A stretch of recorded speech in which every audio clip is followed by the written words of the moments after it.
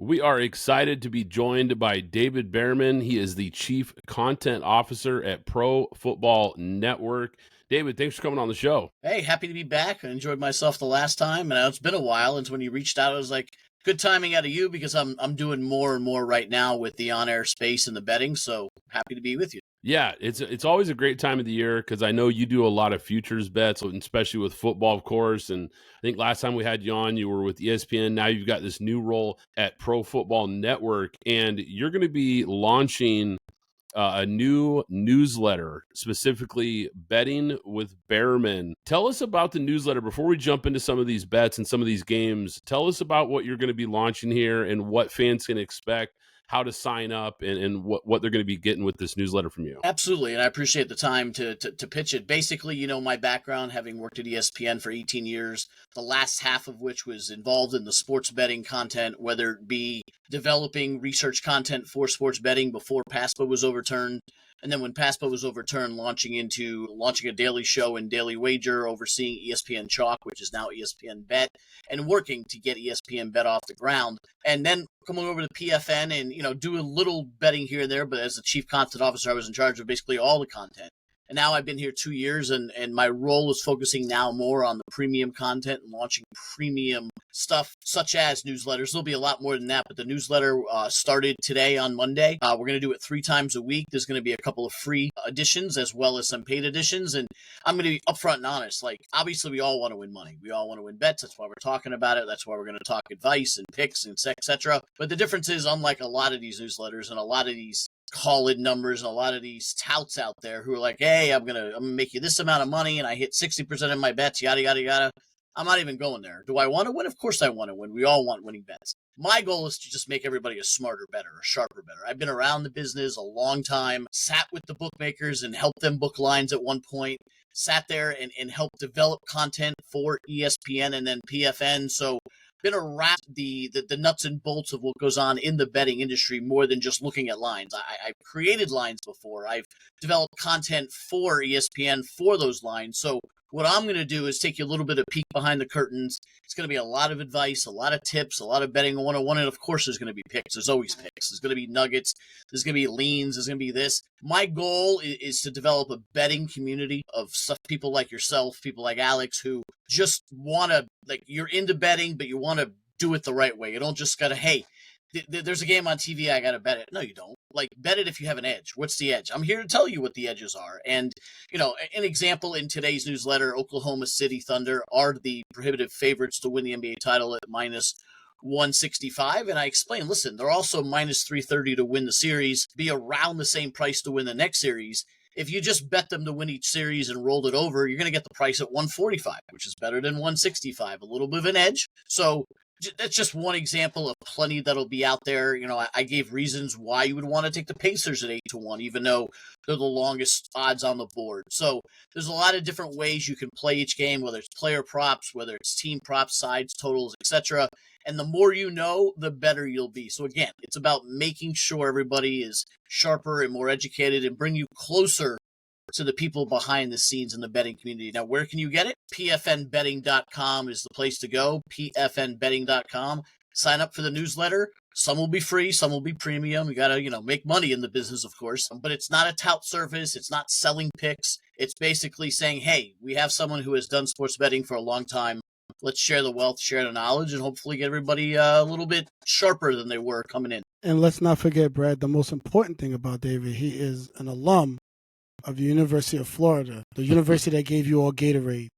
Absolutely. And we are the only team. I'm going to go on a rant for a moment. We are the only team that has 3-3, and we're going to get two more in baseball. So yeah, we're the only team that has 3 national championships in basketball and football. Thank you. And it's funny you mentioned the baseball. Obviously, as a Florida alum, huge. It was there for Spurs' first title. Obviously, with Urban's 2 titles, the basketball team has given us a lot of love the last few years. But near and dear to my heart is the baseball team. When I was at Florida, I was a reporter for the local radio station and TV stations, and I was the baseball guy. Like, I came from I've ended up working in minor league baseball, working for the Marlins organization, but I got started covering the Florida Gator baseball team. So I know it's football and it's basketball, but that 17 title for baseball and the runs they've made the last few years, they're obviously the hottest team in the country right now. So, hey, it's Omaha time, so let's roll. Yeah, absolutely. And guys, before we jump in, once again, pfnbetting.com. And like I said, Pro Football Network, great place for just overall sports and football information. But make sure you sign up for that new newsletter because there's going to be some great information in there. Speaking of information, let's jump into some NFL bets here. Because look, we had you on the show a couple years ago now. Been wanting to have you back. I'm glad to have you back. And you crushed some future bets and absolutely crushed some week one bets the last time you're on here, so guys. So make sure you're paying attention here. Let's look at the opening game of the NFL because we know this is going to be a lot of eyeballs. There's going to be a lot of people excited to have football back. Everyone's going to be watching this game. The Eagles-Cowboys season opener, standalone game. So, of course, people are going to be betting it heavily. What do you expect this line to settle at? What are some key factors that bettors should be watching here? And so far, what are you looking at with this game? I'm normally not someone that likes to lay a touchdown or more in any NFL game. I think there's too much value on taking the points. And if you look at, there's 3 NFL lines week one that are 7 or longer. And I've taken the dog in the other 2. But in the opener, I'm actually leaning towards the Eagles. Listen, there's a humongous difference in talent here. So I think the Eagles, and in the first game of the season, people have different philosophies. Oh, it's banner night, emotion. They're going to win. They're going to roll. Sometimes it's too much. They're thinking about the parade, and they're thinking about the rings and the banners, and they don't think about the game. Eagles much better than the Cowboys talent-wise. People like to jump on the Cowboys and, oh, they're Dallas or America's team. Listen, it's not a good football team. You know, are they going to win 6-7 games? Probably. But the Eagles are just that much better and will be more prepared for game one. I am going to lay it with 7 over the Cowboys. I just think the Eagles are that much better. I do think it's ironic that the Eagles are raising the banner versus the Cowboys, who haven't raised one in about 30 years. Let's just go to that next game that has 7 or more, and the Giants versus the Commanders. In this one, I would take the Giants only because you're getting the hook. You're getting the 7.5. I think that extra. It's not a game I love. It's not a game that's the top of my board. But I told you right off the top, I like taking more than a touchdown in any NFL game. I do think the Commanders are significantly better than the Giants, but the Giants are getting the hook there. You asked Brad off the bat where I think that first line ends up. I never did answer that question. If you like the Eagles, take it now because I think that line ends up at 8.5 before it's all said. I tend to agree with you, and that's what I was thinking too because I'm with you. I think this is just such a massive, massive mismatch of talent. I think the Cowboys, they're really going to take a big step back this year. And from just a roster standpoint, I just don't think they match up at all with this Eagles team. So I'm with you. I think they could really roll the Cowboys in this game. I'm actually a little surprised they went Eagles-Cowboys week one. Like I would have expected the Lions or somebody like that maybe had a little more juice. I know the Cowboys brand carries a lot, so maybe that was what they were thinking there. But as always, I don't see this being a great matchup at all. No, and I agree with that. I think a lot of speculation was you would get the Eagles versus one of the better NFC teams. But at the same time, Eagles-Cowboys is almost guaranteeing the whole world's going to watch because even if you're not an Eagles fan, you could be the Cowboys fan. And listen, it's 2 fan bases that are passionate about their teams. And also, if you look at the rest of America, everybody else hates these 2 teams. So the NFL is all about the big rating, and they're going to get it. But to your point, they would have gotten it regardless. You could have put in Philadelphia against Cleveland opening night, and they still would have gotten a good rating. That being said, obviously, you're shipping the Chiefs out to Brazil to face the Chargers. The NFL, and I said this the other day, I was on with Freddie and Harry on ESPN Radio, and they asked me my thoughts on the schedule release in general, not the game, not the actual point spreads, but just in general. It shouldn't come as a surprise because the NFL is moving more and more in this direction, but their big push for standalone games with big teams and big markets and standalone.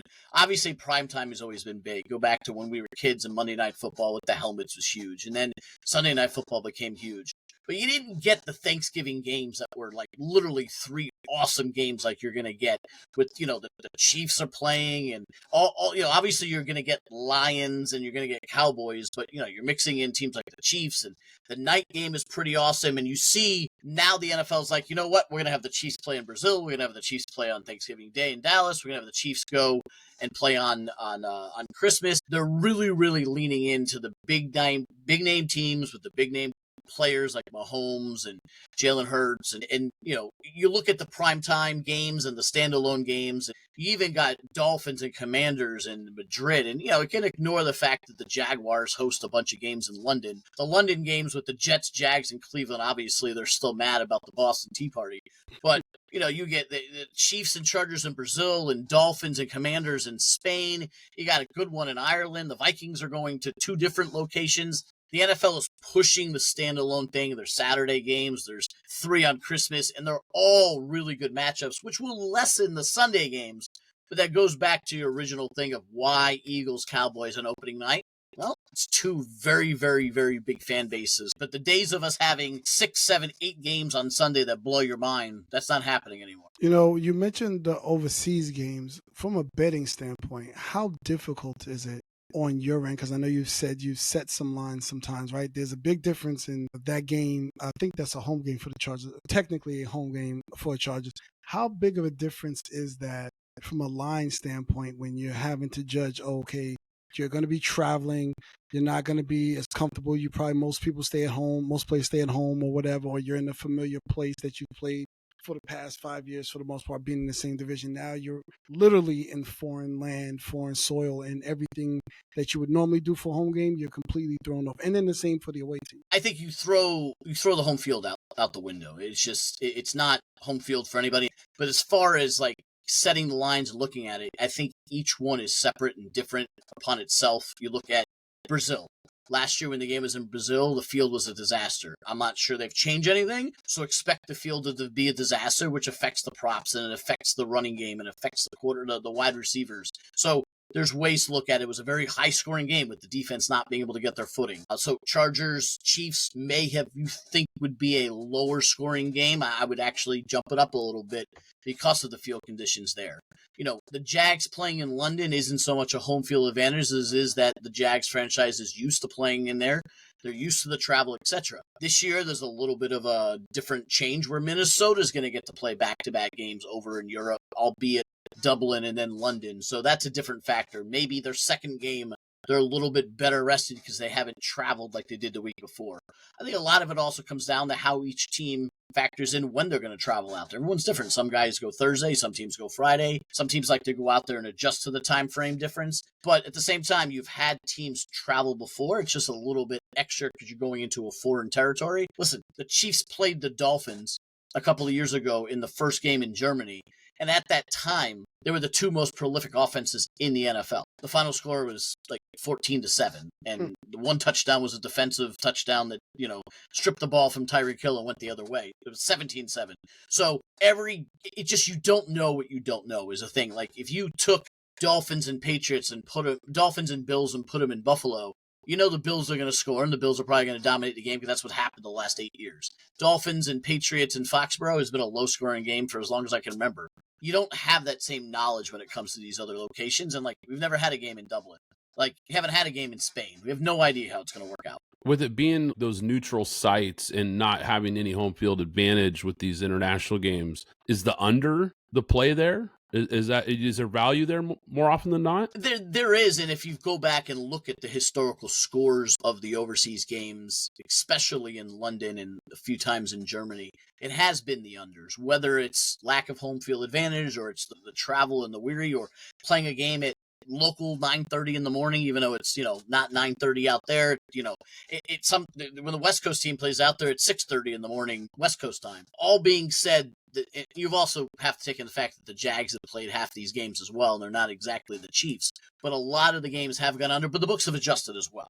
It's not just a blind under. Like the last time we had games in London, the totals were in the low 40s, high 30s. So the books know that, and they adjust accordingly. So let's jump into some week 1 games. What are some games you're looking at? Some of your best bets, some of your favorite lines here, and then some stay away games that you don't like the line on. Yeah, I did a Twitter thread the night the schedule release, and then eventually that would have been newsletter fodder, but the newsletter wasn't launched yet. But the type of stuff that would be in there, I gave out 3 plays on Twitter, and they'll be in an upcoming edition of the newsletter. There were 3 games I really, really liked. To jump on now, again, we're also talking May when the season doesn't start until September. So take it for what it's worth. If you don't bet the games, you might be smarter than us because you're not betting them until September. But at the same time, if you want the right number and you want the good edge, you could jump on them now. They're posted for a reason. So I'll start off with the Monday night game. The Monday night game is the Bears-Vikings. Bears -1.5. Listen, I think the Vikings are going to take a little bit of a step back. You have a change of quarterback, and for all intents and purposes, you have J.J. McCarthy as basically a rookie quarterback is what he is, since he didn't play last year, whether it's his rookie season or not. And I think I might like the Bears a little bit too much right now because it is the off season, and it'll probably slap me in the head come season when they don't win 9 or 10 games. But the Bears have the talent to be a really, really good team. And now they're getting the coach from Detroit and Ben Johnson, who's going to get a ready-made quarterback in Caleb Williams. And listen, he didn't have the greatest rookie season, but he showed flashes. Yep. And I think with the thing that was holding Chicago back last year, and we saw it Thanksgiving Day, and we saw it a couple other times, their coach. Eberflus was not a good coach. He blew games left and right. That team was better than they showed, and eventually they quit on their coach, and then they had an interim coach who wasn't that good. Now they got a guy who legitimately picked where he wanted to go. He decided not to go coach the year before, and he picked his spot. There were 6, 7 openings. He could have chosen anywhere he wanted, and he chose Chicago. And why? Because they have all the weapons in the world. They have the wide receivers and DJ Moore and Odunze, and then, of course, they go and get the Missouri wide receiver and Luther Burden III. They got Caleb Williams. DeAndre Swift is serviceable. And what I really like is they went and got Colston Loveland, who to me was the highest-rated tight end. I know Tyler Warren's great, but what does Caleb Williams needs? He needs a tight end to dump off to because he runs around too much. He needs that tight end to dump off to, and I think he has that in Loveland. And you add Ben Johnson to the mix, and I think you're really looking at a team that can surprise a little bit this year at being only 1.5. So laying only 1.5 at home to the Vikings, I think is a game that I like. Yeah, I'm with you for all the same reasons. Just a lot of upgrades to this team. Like you mentioned, the roster, the offensive line, the weapons, and of course the coach, which I think, to your point, was the biggest issue by far last year. So it's hard not to look at the Bears and think that they're not considerably upgraded. And also to your point, I think the Vikings could take a big step back this year. So it seems like there's a lot of value there at just minus 1.5. I thought that line would be a little bit different. I thought the fact that the Bears have, believe it or not, the better quarterback at this time, they having a new head coach coming in there, I thought the line would be a little bit higher, especially being at home. The other two that I'm taking week 1 are actually underdogs, and it's not so much because of them, but it's because of their opponent. Evidently, the books are pretending, and it's not just the week 1 spread, but if you look at the be favored to win the NFC West, everybody's jumping all over the San Francisco 49ers as if last season never happened. Now, are they going to be as bad as they were last season when they had injuries across the board? No. But are they going to be as good as they were the year before when they won the NFC and went to the Super Bowl? No. I think they're somewhere in between, but I don't see them laying points on the road in Seattle week 1 as a wise bet. So I'm actually taking Seattle here, who I know had a weird offseason, pretty much trading away their wide receivers and their quarterback, but they also got some weapons in. So they got Darnold, who may not be able to put up what he did in Minnesota, but he's serviceable and arguably better than Geno. And you got Cooper Kupp. I think that this is a transition year where, no, I don't expect Seattle to make the playoffs or win 10 games, but I do think getting them week 1 plus the points at home versus a Niners team who you don't really know what you're going to get. Is Christian McCaffrey healthy? Wide receivers went out the board. They had as quiet as an offseason as anybody's had until they just gave Brock Purdy $250,000 for reasons unknown. I just don't think they're the team that you lay points with on the road week 1. And the other one, I hope you guys brought your nose pins and just want to hold it real quick because you're going to need to for this one. And again, this is not because I love the Cleveland Browns. I don't like the Cleveland Browns. There's a reason why they're 250-1 to win the Super Bowl at the bottom of the list with the New Orleans Saints. But until Zach Taylor, the head coach of the Cincinnati Bengals, realizes that the season actually starts in September and not October, I'm going to take the Browns plus the 4.5 at home week 1. Again, it's not a game that I'm going to enjoy watching. It's one I'm going to be asking myself, why did I do this? But at the same time, before you scream, David, it's the Browns. Why would you do that? What did the Bengals do week 1 last year? They lost at home to the New England Patriots. When everybody, you Alex, you Brad, me, and everybody listening, had the free square Bengals in the survivor pool. We all had them. We know we all did. People are going to do it again this year, and I'm telling you, don't do it. Zach Taylor and the Bengals are 1-5 straight up in September the last 2 years. You don't lay points with them on the road in Cleveland. And by the way, the year before, season opener, the Bengals lost to Cleveland. Yeah. So they have shown, losing to the Patriots and the Browns the last 2 years, that for whatever reason, I don't know if it's lack of preseason, lack of training camp, whatever reason it is, until Zach Taylor figures out September, I'm going to continue to ride the train of taking the points against them. You'd make a fortune if you did it every single September. So that's my third best bet. Again, me telling you in May that I want the Browns plus 4.5. It's not something I wake up screaming, but I think it's a good play. And the funny thing is, I think the year before that, that's when they lost to the Steelers. I believe they lost to the Steelers too. Yep. So there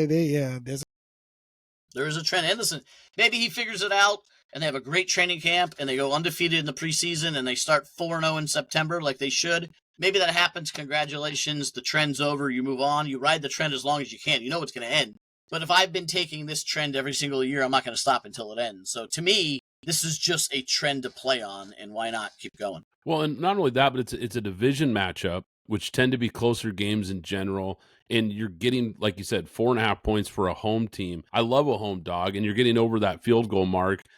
To me, I see it. There's a lot of value there. And like you pointed out, Cincinnati's a team that's had a lot of slow starts. We know their defense is god-awful. So I don't hate that pick at all. And the Seattle pick that you mentioned, I like that pick as well because that's a really tough place to play. It's a really tough road environment for a team that has a lot of moving parts and could start slow as well because you're integrating so many new pieces. Even if the Niners end up having a bounce-back season, it could be a team that maybe starts 2-3, before they kind of get it going. It wouldn't shock me at all. Speaking of teams here and looking ahead, so some season win totals. What are some teams that you're looking at that you really like? Some overs, some unders, and then of course, last time we had you on, you had a couple that you felt were just home runs and you hit them out of the park. So kind of go over some of these season win totals now with the schedule release that you really like here.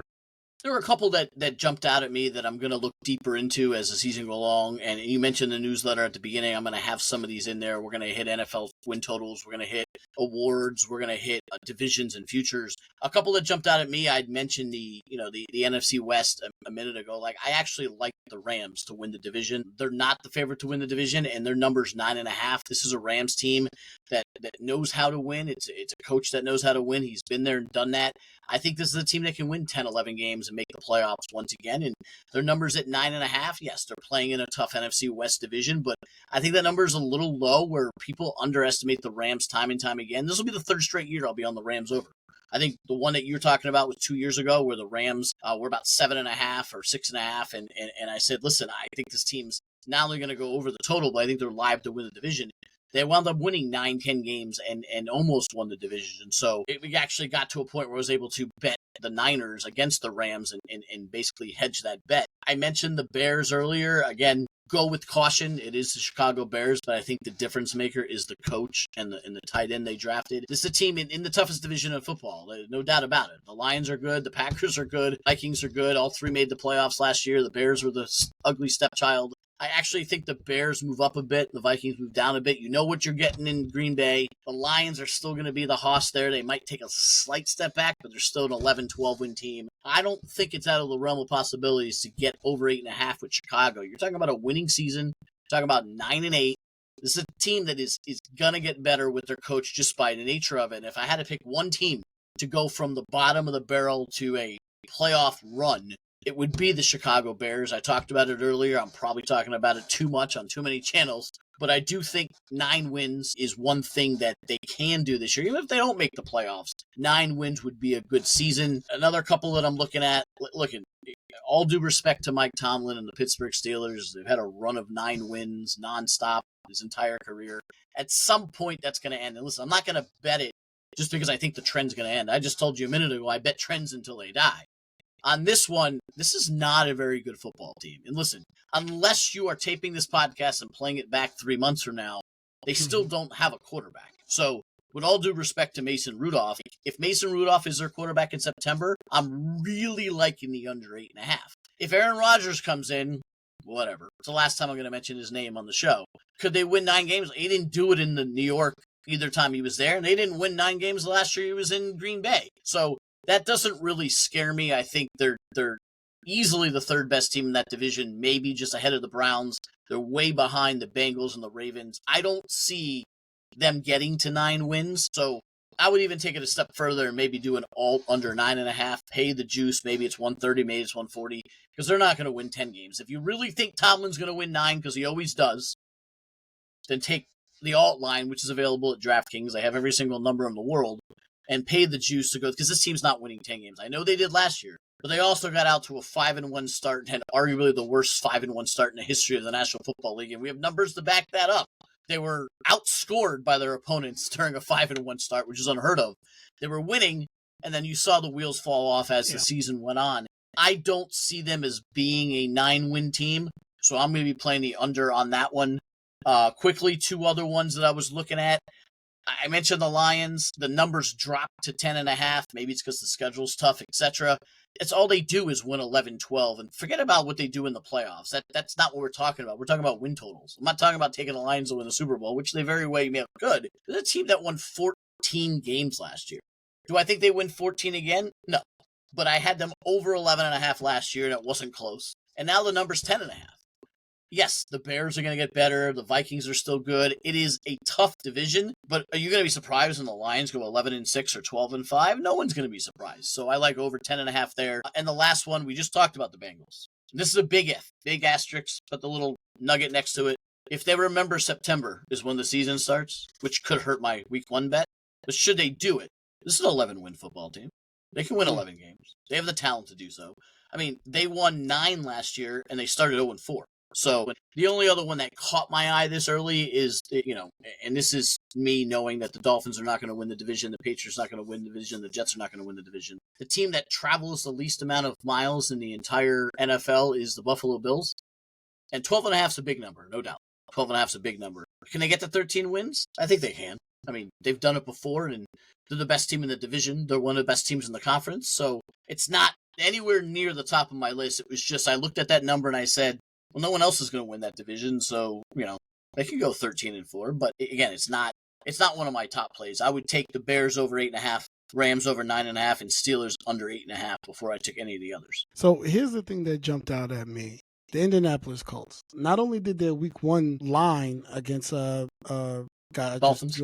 Dolphins, thank you, who they're playing with that, I think it's only 1 point or 1.5. That surprised me, but the Colts at 7.5 wins. So we now believe in Daniel Jones and or Anthony Richardson that this team can win 7.5 games? I think that's a complete playoff last year's final record that they wound up going 8-9, and maybe they're better with Tyler Warren, maybe they're not. I mean, I think the Colts are exactly who they are. They're an 8-win team, 7-win team, and the number's right there, 7.5. The week 1 line, actually, it was a game that when I did my thread, I took the Dolphins simply because, first of all, I went to that game last year. It was one of the worst NFL games I've ever seen. I've seen about 300 of them. The Dolphins blew the lead and lost in a barn burner 16-10, and they had you and me playing quarterback. I mean, it was Tyler Huntley, and it was Tim Boyle, and it was probably somebody else I'd never heard of playing. There was no Tua. Anthony Richardson was there, played as well as Tim Boyle. In spirit. I mean, he played. And the Dolphins blew a late lead and lost 16-10. Now you're getting Tua. Assuming Tua is healthy, which he is now. It's week 1. If you're playing him week 4, that's different. There's no reason why the Dolphins showed last year that Dolphins and Colts tied at 8-9 because they were in that race with the Bengals. They were both 8-8 going into last week of the season. Last week didn't matter once they got eliminated. But they were pretty even. And Tua missed 5 weeks, including the Colts games. When Tua was there, and we know this for the Dolphins in general, the Dolphins are the better team. Now, if Daniel Jones is there and Daniel Jones becomes the quarterback, can that team win more than 7.5? Any of us convinced that Daniel Jones is the savior? Everyone's like, well, he could be the next Sam Darnold, next Baker Mayfield. Well, yeah, so could my son. It won't be week 1. Daniel Jones probably won't be the quarterback week 1. Really? Oh, wow. I mean, you might as well trade Anthony Richardson if you're going to start him week 1. Like, wait for him to fail before you bench him, right? Like, Daniel Jones was signed to give some competition and to be there in case. But if they weren't going to start, I mean, you never know how camp goes. You could have a terrible camp. But assuming that they're still rolling with their third-year player, again, I saw Anthony Richardson in person versus whoever the Dolphins threw out there. He's exactly what I predicted he was going to be. And it's sorry to say because I'm a Florida Gator alum and I had hoped he had done better, but I called it when I did shows before the NFL draft. I had no idea. Anybody who watched Anthony Richardson play in college, why he was a top 5 pick. I didn't get it. Neither did my brother, neither did my other alums. And I'm like, and neither did me, who's a fan. It was like after week 7 of Florida, watching him in Florida, they stopped explaining the playbook because he could not consume any more of it, and we were the same for the last few weeks of that game. But I digress. I mean, I use the example, and I know we're not talking 2023 NFL draft, but I use the example. I said this before the draft. I watched them play against Tennessee, and it was 4th and ball game, and like they had to convert on 4th down to keep the game alive. And he rolled out, clock hit 0, and he ran, and he threw the ball into the 4th row. And I'm thinking, it's just not the throwaway play. It's 4th and ball game. Lack of awareness, and like, you know, it's like the guy who takes the sack. No, like you got to make. I'm not saying it was going to be completed, and I'm not saying it's going to be a touchdown. You got to try to make a play. You can't throw it into the. And it was an obvious. Like I'm chucking it away. Well, the game just ended. So what are we doing? Yeah. There's one reason why Anthony Richardson got drafted that high is because teams fall in love with traits. You see this tremendous athlete thinking, if we can just develop this guy, and look, sometimes it works out, but obviously this is a big make or break season for him. And I do think that Colts over-under is fascinating because he's going to play a big part of it. Let's jump to some future awards here, because you mentioned it a minute ago that's going to be something you're going to be doing on the newsletter. Maybe give us kind of a sneak peek here. Offensive Rookie of the Year, Defensive Rookie of the Year, MVP, DPOY. Who's some guys that you think, obviously we're talking way early here, off-season stuff, but maybe there's some value here, some guys that you're kind of circling. Yeah, and it is way early, and I'm not going to lie, you know, I haven't done the deep dive yet because we haven't put it in the newsletter yet. It will be in there. But the initial stuff that I have looked at, if you want to start with Offensive Rookie of the Year, obviously people are going to like Genty because he's going to go out there and he's going to run for 1,000 yards. Everyone's going to hand him the hardware right off the bat. Well, he's plus 250. There's zero value in taking the plus 250 in May. Now, you're going to take a plus 250 when you find out that he's the unequivocal starter in August? Maybe. But for right now, I'm staying away from that. Is Cameron Ward going to be the starter in Tennessee? Probably. Again, plus 350, no value there. I'm going to go deeper. And I know everyone loves Travis Hunter because he plays 2 ways. I'm not there yet until I see him play 2 ways. I'm going to go, because I think he's a perfect fit for the Jim Harbaugh offense, I'm going to go Omarion Hampton, 10-1 to win Offensive Rookie of the Year. Again, he's got to be the starter for the most part to get it done, and we don't know it yet. But I would rather gamble on him getting the job done at 10-1 in the perfect offense for him in Los Angeles. Bet plus 250 for Genty to get the job done for Vegas. It's a situation where I just think there's better value on the 10-1 than the 2.5-1. Neither one has been named the starter. We won't even know it till August. But I think Hampton is just a perfect fit for that Harbaugh offense, and I like him there. In terms of Defensive Player of the Year, listen, they do it every single year. It shouldn't surprise anybody, but the Eagles just find the gems in the draft, and they wind up, you're like shaking your head like, of course I knew that was going to happen. Yeah, there were character issues, etc., but Jihad Campbell falling all the way to the bottom of the first round to the Eagles, going at 12-1. I really like him. He's going to be a perfect fit for that defense. He's going to go right in there for the defending Super Bowl champions, get a lot of time, get a lot of attention, and he could be an easy contender for Rookie of the Year. And I'm going to throw a minor homer pick out there, not because he's with the Miami Dolphins, but because I think he's in a perfect situation, because other than Mason Graham at defensive tackle in Miami, it's you and me suiting up at defensive tackle. So he's just in a situation where he's going to be the man immediately there on the defensive line. And I think should he do what Zach Sealer can do, they're going to be an outstanding 1-2 punch, and he'll get some votes out. What player was that you mentioned? Mason Graham, Miami Dolphins. Oh, you mean Cleveland Browns? Yeah. Yeah, because that's why I was confused. Okay, No. I was actually thinking Kenneth Grant. I'm sorry. I was meaning Gotcha. Kenneth Grant. I don't his want to say teammate. I was looking at his teammate. Exactly. I was looking at the wrong odds. I think Kenneth Grant is in a perfect position to get it done just because of where he is on the Dolphins depth chart and how they have nobody else at that position. Yeah, that makes a ton of sense. A guy that's going to get a lot of snaps and could potentially put up good numbers just because of, like you said, there's just not a whole lot of guys around him that are going to be making plays, certainly. And I like your pick with Campbell as well, because a lot of times when we look at Defensive Rookie of the Years, it's a lot of stat-driven awards. And when you're a linebacker with a lot of tackles, a few sacks, maybe a pick, all of a sudden at the end of the year, you look up and say, wow, this guy's putting up really good numbers. Eagles are going to have another really good defense, so you know he's going to get some attention. I like that pick as well. And Omarion Hampton is absolutely my pick for Rookie of the Year. I'm with you. I actually have a higher grade on him than I do Ashton Genty. I know I'm out on a limb with that one a little bit, but I There's a thought he lot was more a better, value there. yeah, I think he's a better player than Genty personally. He's bigger, stronger, faster, and he did it against way better competition. So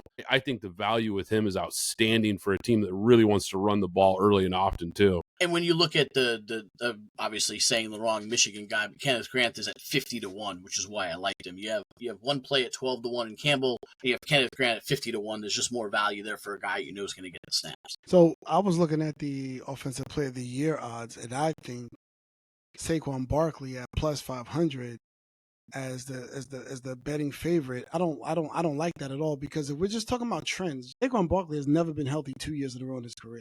And I don't want the player to get hurt, right? I'm not saying that the player gets hurt, but that's just been the trend. He doesn't have repeat years. He's up 1 year, then down 1 year, then up 1 year, then down a year. The previous year with the Giants, but before he was 312, 10 touchdowns. The next year he was 962 and 6. Then last year he was 2005 and 13, just rushing numbers. I see this would be, if we're just following the trend here, right? Then this would tend to be a down year, and I think that Offensive Player of the Year would be wide open to take anybody except Saquon Barkley. Yeah, it is wide open. He obviously is the favorite, and he's also the guy that you know is going to get the rock the entire game, where the other guys, you're like, Bijan will get the rock, but he splits time. He'll get it for the most part, not necessarily in on all passing downs. Derrick Henry, how much treads left on those tires? And then everybody else that's up for the award are all wide receivers. And it's like flip a coin. Is it Jamar Chase's year? Is it Justin Jefferson's year? Is it Puka Nakua's year? Jameer. Yep. And then, the one that I would look at, and he should have gotten more votes last year, but the offense was so good. They had so many weapons. Like, if you're going to go ahead and take a Jamar Chase at 9.5-1, or you're going to take Justin Jefferson at 18-1, why would you not just take Amon St. Brown at 28-1? The guy catches 120 passes a year and is the main weapon on the number one offense in football. Like, at 28-1, I think you're getting tremendous value there. That's an absolutely great point, because really that's what it's about when we're looking at these lines. It's where's the value, right? Where are you getting the best value? And like you said, Jamar Chase, Justin Jefferson, they might be more like high-profile names, but there's no reason that St. Brown can't put up a monster year on a team that's going to win a lot of games and get a lot of attention. So before we jumped on here, you had mentioned that college football betting lines, you're still working on those. So guys, once again, check out this newsletter, because he's going to have those coming here down the road. So we'll kind of skip past those, but you mentioned Florida here. Tell us about your Gators here, because you're looking at their season win total and have some thoughts on them. Yeah, and listen, obviously, I'm wearing a shirt, where I went to school, but this is not a homer play. This is just purely based on the math. This is a team that wasn't that good last year, had a lot of issues with their quarterback and their coach, and the coach was getting, everyone wanted to fire him fired, and they go ahead and beat LSU and Ole Miss, and at the end of the day, they ended up with 8 wins, facing arguably the toughest schedule that we've had in recent time of any team, where they had all those ranked games in a row, whether it was Ole Miss or LSU or Texas and Georgia, and it was nonstop Miami, and they opened with Miami when they didn't really have what they had at quarterback, so you didn't know. Now, obviously, DJ Lagway takes over, and Napier gets an extra year, and they're actually a preseason top 20 team, which they weren't last year. You get Miami later in the schedule, albeit in Miami, and you're looking at that and you're thinking, all right, if they won 8 games last year with not the greatest play at quarterback, Lagway was not the starter, all due respect to Grant, Mertz, but wasn't really like blowing anybody away. And with the hard schedule that they had, you would think, all right, next year, better team, coach gets another year, schedule's not, it's hard, it's the SEC, not as difficult. You're thinking, they could get 8 wins again, right? Well, the number's 6.5. So I know this is a team that last year, when they got off to the bad start, we all said you can't find 4 wins on the schedule, and the coach is going to be gone, and it's all over. And they scratched out 8 wins against a very tough schedule. And by the way, they played Georgia to the buzzer, beat LSU, beat Ole Miss. You got a team this year that should be better. LIU, South Florida, Miami, and Florida State are your non-conference games. You figure they win 3, not necessarily giving them the win in Miami, but it's possible they win all 4. They're going to beat Florida State at home, LIU and South Florida at home, so let's just give them 3. Yes, Texas is going to be a tough matchup, but it's in the swamp. Georgia's always a tough matchup. You get Kentucky, who's not the cream of the crop anymore. A&M will be good, and it's on the road, but not the A of previous years. You got Mississippi State at home, you got Ole Miss and Oxford, and you get Tennessee at home late in the year when they normally play them early in the season. You're telling me you can't win 3 of those games? Oh, it definitely beats Tennessee doesn't win in the Swamp. We know that for sure. So let's say you split with Tennessee and Miami. You count the other 3. You beat Mississippi State. You got to scratch out 1 between LSU, Texas A&M, and Georgia and Kentucky. Like, to me, I think they can win 7 games. And again, 7 games is going to get him fired. Like, he's not going to be back for another year. Like, they're not going to put up with another 7-5 season. So if they're not going to beat the 6.5, he's not going to be there anyway. So I think they like him. Like, just the team rallied again around him last year. I'm not picking them to win the SEC. I'm not picking them to go to the college football playoff. I'm asking them to win 7 games. And I think they can win 7 games. And again, the schedule's not easy. This isn't the ACC. Sorry to everybody listening that's from the ACC. But it's not. But it's not. And if you're looking at a schedule that has LIU, South Florida, Tennessee, Florida State, Miami, Kentucky, there's 7 wins there. There are.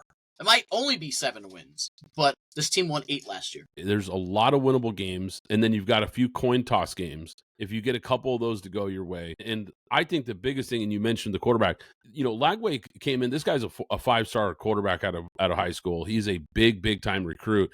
The talent upgrade alone at the quarterback position. Now, my last question here before we let you go here, when you're talking about the newsletter and making people smarter with betting and just being a sharper bettor, what is a mistake or a common mistake that the amateur bettor makes, maybe a couple of them, just something that jumps out to you? They're like, look, amateurs tend to do this way too much, and if they just would stop doing this and maybe look at this, it could really change how they bet on the weekends. I'll give you 2 things. One is waiting too long to make your bets. Everyone's like, I don't got to worry about it until Sunday. And I'm telling you, the NFL lines are such that there's no surprises. Everybody knows who's playing. Everybody knows who's not. Everybody has the injury reports. Everybody knows the matchups. Everybody knows all the players. This isn't college where you could sneak one in the Mountain West or the Sun Belt where you may know more than the books. Like, everybody knows everything about the NFL. And if you're betting on Sunday morning, you're already buying the curveball. It's been bet into. The sharps have bet it. The pros have bet it. The Joes have bet it.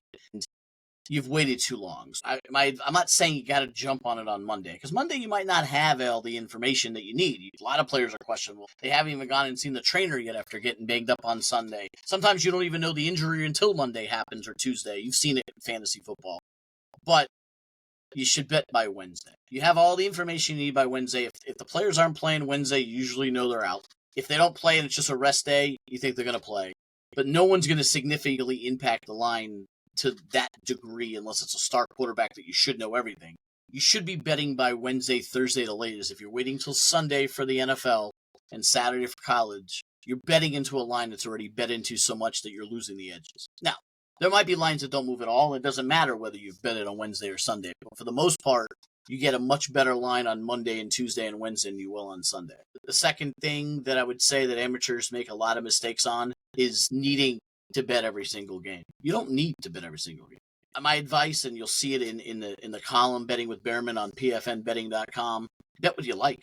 Bet where the edges are. You want to sit out a Thursday night game because you don't like it? Sit out a Thursday night game. It's on TV. I got fantasy players. I have to bet it. No, you don't. You don't. Maybe that's not a game you want to bet. There's no edge there. If you don't know, don't bet, because that is also a winning bet, is not a losing bet. Does that make sense? Like, if you pass, you don't lose. I'm not saying you're going to win, but it is winning by not losing. And in the long run, picking your spots. I like to bet my 4 to 5. You'll see it this year in the newsletter and on Twitter X and everywhere else our betting content is. I usually pick 4 NFL games, sometimes 5. And here are my 4 or 5 top plays. It doesn't have to be a side. Again, you don't have to bet every side. Yeah, there are pools where you got to pick all 16 games. I get it. You throw your $100 at the beginning of the year and hope you get the most. But for actual sports betting, week to week, pick your 4 or 5. Maybe it's 2 favorite games. There are 50-something games every single Saturday in college football. I'm not betting all 50. I'm betting my 4 or 5 favorite ones. The only time where I look at the schedule, and this will be another tip that's in there, is if I'm doing a parlay, a 4-team parlay, I like to have the 4th leg late so I can lay it off if I have to. If you win the first 3, you can lay it off, hedge it, etc. But that's a whole nother conversation. I would just say, don't let the schedule and the number of games dictate what you want to bet. Bet what you like to bet, because ultimately you're going to win more betting the games you like than betting the games you don't like. Absolutely great advice. Once again, guys, we've been joined by David Bearman, the Chief Content Officer for Pro Football Network. And once again, be sure to check out his newsletter. Get signed up now, guys. Just launched Betting with Bearman. It's going to be at pfnbetting.com. So you can hear all these types of sharp insights, how to win more bets, and how to be a smarter, better. David, this has been awesome, man. We'll have to do it again. Absolutely. Anytime. You can also get it. It's my pinned tweet at David Bearman PFN, at David Bearman PFN. The pinned tweet will take you right to the newsletter. Every Monday it'll be free, and then the other days, depending on when it is, some will be premium and some will not be.